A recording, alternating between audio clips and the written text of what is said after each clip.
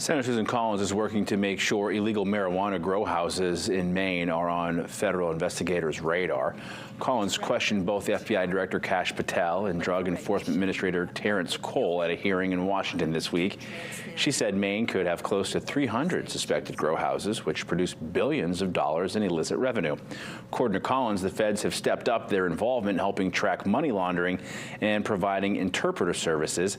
She asked Patel if the FBI knows where the money is going. The money always goes back into the drug trafficking trade, into the drug traffickers' pockets. And so that we're not seeing, I'm not saying it doesn't happen, what we're not seeing yet is the money directly being shipped back over to mainland China and the CCP from these grow house operations.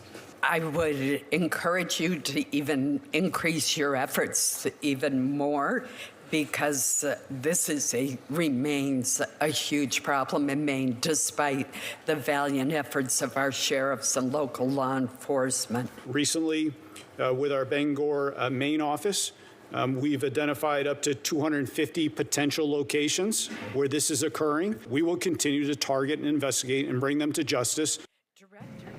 Cole offered to provide progress reports to Collins and her team.